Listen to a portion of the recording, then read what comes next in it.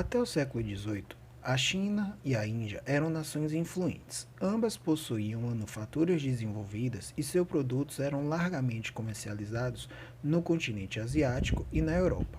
A medicina oriental, apesar de pouco difundida, era mais desenvolvida do que a ocidental. Os chineses exerciam o domínio das artes mecânicas, como a relojoaria, enquanto os hindus construíam magníficos observatórios astronômicos.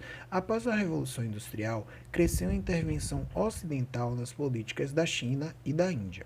Nos países asiáticos, a tradição aliviava a pequena produção agrícola, a indústria doméstica, formando sociedades de subsistência. Com a chegada dos europeus, sobretudo dos ingleses, a indústria artesanal asiática foi extinta e os habitantes se tornaram subordinados à agricultura. A Ásia passou a atender às necessidades de gêneros alimentícios e matérias-primas do mercado europeu e por volta de 1848 os ingleses intensificaram seu domínio no continente. No século XVI, os portugueses se estabeleceram em Macau, onde instalaram o primeiro entreposto europeu na China. Além da instalação do Porto do Comércio, as primeiras missões jesuíticas empreendidas no território permitiram aos estrangeiros conhecer a língua local e estabelecer intercâmbio cultural com os chineses. Até o século XVIII, porém, a balança comercial se mostrava totalmente favorável ao Império Chinês em função de dois fatores: o desinteresse da China pela compra de produtos manufaturados europeus e os grandes lucros obtidos com a venda de mercadorias cobiçadas no mercado europeu, especialmente a seda, a porcelana e o chá. Adotava uma política protecionista, resistia à abertura de seus portos ao comércio internacional, só permitindo a entrada no país de comerciantes europeus, sobretudo ingleses, pelo portão de Cantão. Com a balança comercial desfavorável nas relações com a China, os britânicos tentavam a todo custo vencer as barreiras protecionistas e encontrar produtos que pudessem ser vendidos aos chineses e acabaram descobrindo a solução no ópio produzido na Índia. Não foi difícil se infiltrarem no território indiano por meio das atividades da Companhia Britânica das Índias Ocidentais e Orientais, que contrabandeava o produto. Em pouco tempo, a distribuição do ópio cresceu vertiginosamente. O contrabando do narcótico era muito lucrativo para os britânicos, principalmente porque o produto se transformou em moeda de troca para a obtenção de mercadorias, substituindo a prata inglesa, que contribuía para manter a balança comercial favorável para a China.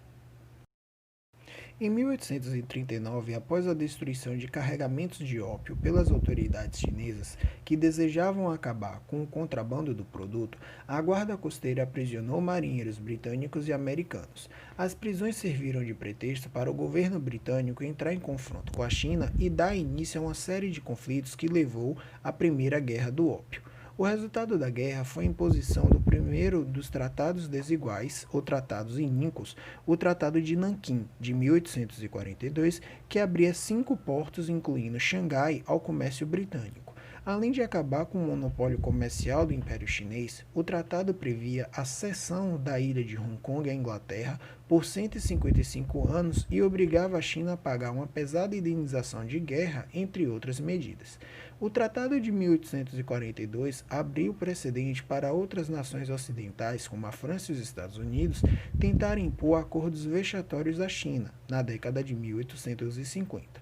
Diante da competição, os britânicos pressionaram o governo chinês com uma série de imposições, mas o governo imperial se negou a atender a todas as exigências. Em 1856, oficiais chineses violaram os termos do Tratado de Nanquim ao abordar e revistar a carga do Arrow, um navio de bandeira britânica, dando origem à Segunda Guerra do Ópio. Dessa vez, os britânicos tiveram o apoio das forças francesas, além das pressões norte-americanas e russas, todos ávidos por obter uma fatia na partilha do riquíssimo mercado chinês. Em 1858, a China assinou o Tratado de Tientsin, contendo uma série de cláusulas, incluindo a permissão para a criação de legações na capital do Império e a determinação de reparações milionárias em prata à Grã-Bretanha e à França, além da perda de um vasto território ao norte do país, cedido ao Império Russo. No início do século XIX, o Japão era uma nação fechada à comunidade internacional, fato que causava descontentamento entre os países industrializados ávidos por conquistar esse mercado consumidor. O isolamento do Japão perdurou até 1854, quando os Estados Unidos forçaram o governo a abrir os portos do país sob a ameaça de canhões instalados em 8 navios de guerra estadunidenses ancorados na costa japonesa. Posteriormente, os japoneses firmaram acordo com outras nações. Ao assumir o poder em 1868, o imperador Mushito inaugurou a chamada Era Meiji, marcada pela modernização do país e pela introdução de profundas mudanças econômicas, políticas, culturais, tecnológicas, científicas e militares. A partir daí, o Japão passou a alimentar ambições imperialistas. Em 1894, após conquistar regiões do Pacífico, declarou guerra à China para se apropriar da Manchúria e, no início do século XX, entre 1904 e 1905, derrotou os russos na disputa por esse território. O Japão se tornou então uma nova potência imperialista. Em consequência da expansão do raio de atuação das grandes nações industriais europeias, Inglaterra, França e Alemanha, no início do século XVIII, foram conquistados os territórios da Austrália e da Nova Zelândia, na Oceania, que passaram para o domínio britânico. As explorações no Pacífico também resultaram na dominação colonial das ilhas. No século XIX, outras potências europeias realizaram incursões nessas áreas.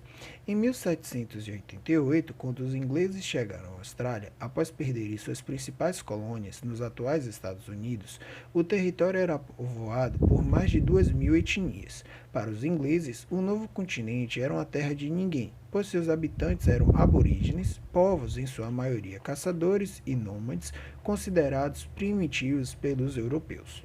A Austrália assumiu o papel de potência regional do Pacífico Sul após a sua independência em 1905. O imperialismo australiano exerceu-se primeiramente no território do interior, impondo seu domínio sobre os aborígenes do continente da Tasmânia. Na segunda metade do século XIX, a Austrália se beneficiou dos capitais provenientes da Inglaterra e de imigrantes atraídos pela abundância de terra. No século XIX, a Austrália começou a se constituir como império colonial local, substituindo a Inglaterra. Em 1906, conquistou a Papua, em 1914 a Nova Guiné e posteriormente Salomão, Novas Hébridas, que é a atual Vanuatu, que se tornou independente em 1980, e Fiji. Grandes empresas ligadas aos bancos financiaram o imperialismo australiano, como a companhia colonial Sugar Refin, que desde 1900 detinha o controle da indústria açucareira na Austrália e na Nova Zelândia, além das ilhas Fiji. Ainda no século XIX, as ilhas da Melanésia se tornaram zonas de recrutamento de mão de obra semi-escrava para as plantações de açúcar de Queensland e de café na Nova Guiné.